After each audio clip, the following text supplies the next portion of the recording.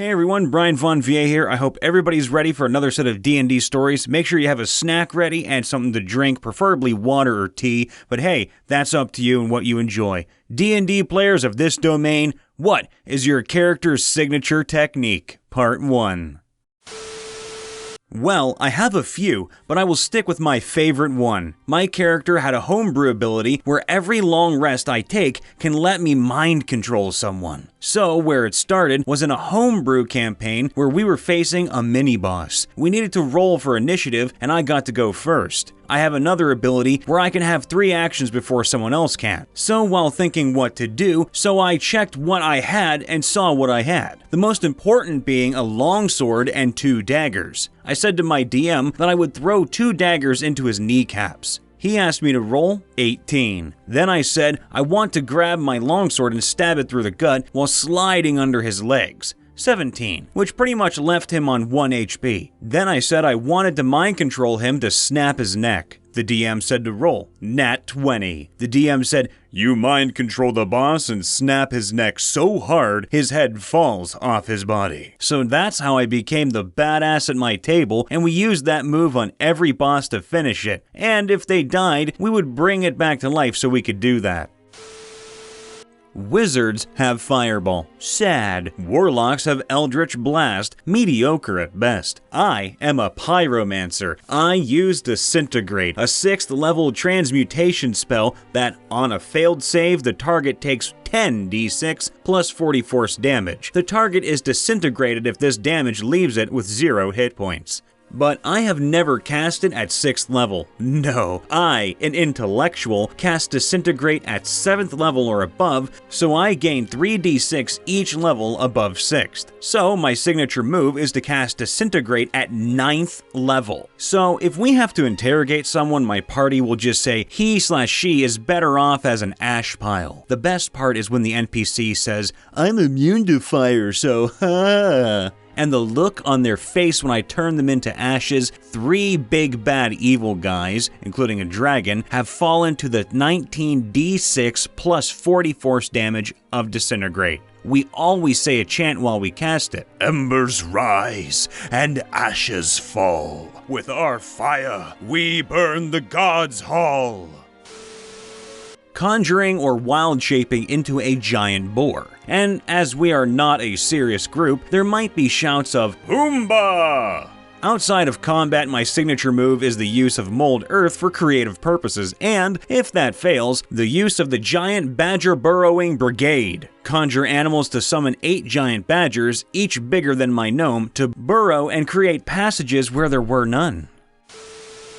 Black Winter. It's less a technique and more a super form. Using Quickened Spell, I cast a high-level Armor of Agathis on myself for plenty of HP, and haste to become a full-on martial monster. So now, our enemies need to deal with a paladin clad in armor made from black dragon scales, with a base AC of 21 with haste up, going up to 26 with shield, who makes 3 attacks around, each with a smite attached. Even more terrifying is that with Oath of Vengeance, he gets to make all those attacks with advantage against 1 target. And if some poor schmuck is still able to land a hit, they get slapped with a good chunk of spike damage from Agathis. Did I mention several of my party members also have Hold Monster? Our DM is legit terrified if we get both the Black Winter and Hold Monster up simultaneously. Separately, both are threats. Combined, everything needs to run.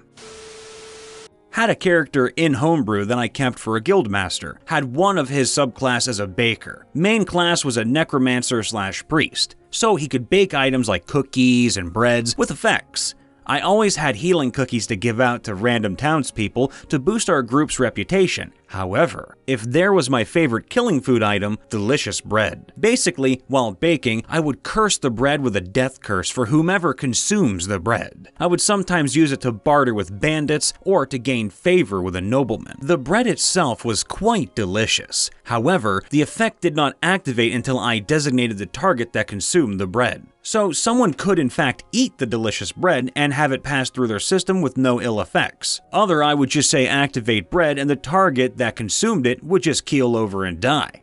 was one of my favorite tools to use, as most times the group I was with would get captured, and I would always offer up my cooking skills to have us spared. I think they wanted to get captured as they all had useful skills and used the time spent while captive to gain trust and earn experience towards those subclasses.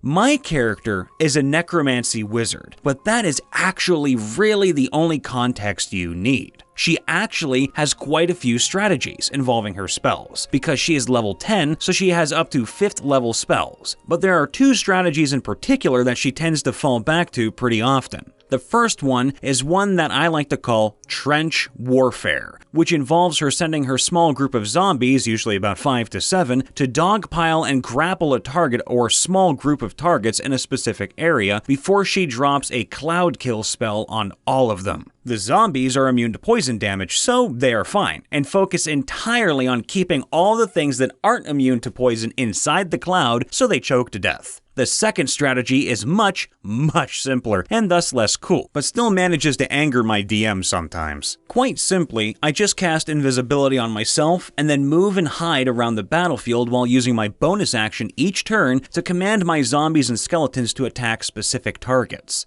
I myself can't do anything else without breaking invisibility, but when facing a lot of ranged enemies, this strategy is wonderful for keeping myself out of harm's way while I am still able to provide support in the fight through my undead minions. Again, not a flashy or extremely potent kill everything button like the trench warfare, but it allows me to conserve my spell slots, which, as any caster knows, is extremely important, especially if the rest of the party is using a lot of their resources.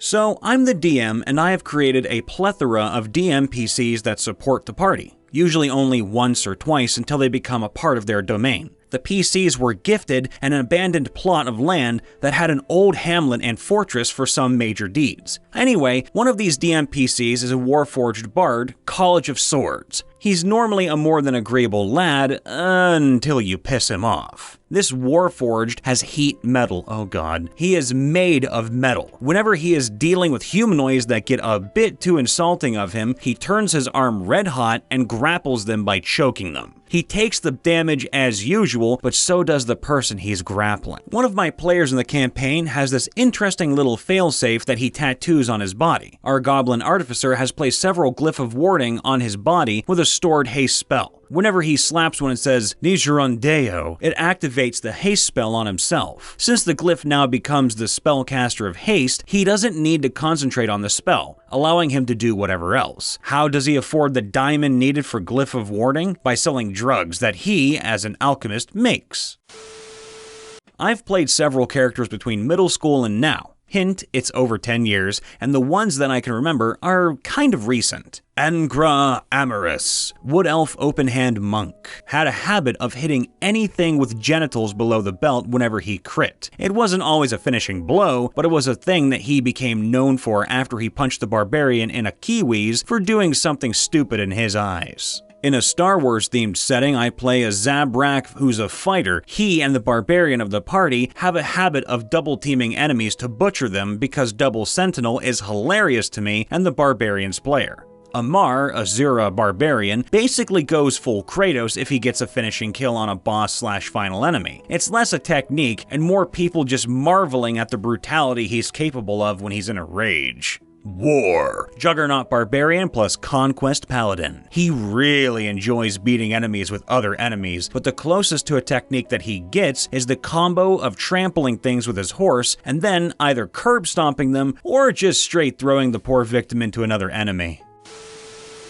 I have a half-elf druid with dragon ancestry. My goal is for her to eventually turn into a full-on dragon. I was able to get permission from the DM to have her wild shape be that of a winged dragon, about the size of an average bear. I'm not allowed breath attacks or flight, but I have all the usual attacks any wild shape has: slither, claw, bite, etc. My favorite thing was to jump off a high vantage point, like a roof, and shift into my wild shape before I landed on an enemy. Because it was coming from above and I have slither, there were never any attacks of opportunity. It was always funny to hear the baddie's reactions to a small half-elf girl suddenly turning into a dragon and body slamming them. My current favorite is Hit. Once then bash to the ground with shield BA. Then use remaining attacks to bully while on the ground, typically with my stun hammer. A warhammer that stuns an opponent on a crit. Champion fighter crits on an 18 to 20. Then if I am really mean, action surging on the next turn while they are still stunned on the ground. Holy shit, no wonder I am lawful evil nowadays. Brian Von Vier here, check in after the vid. Make sure to leave a like, subscribe, ring that bell, and to follow us on Twitch and Twitter as well. Got a story you'd like to share? Be sure to post it in our subreddit r/MrRipper and to like other stories there as well. Using a help action, make sure to come say hi to me on my YouTube, Brian Von Vier, where I stream games and voice your D&D characters in voice acting videos. Always ending on a positive, I just wanted to give you guys and gals a quick few seconds to just breathe with me.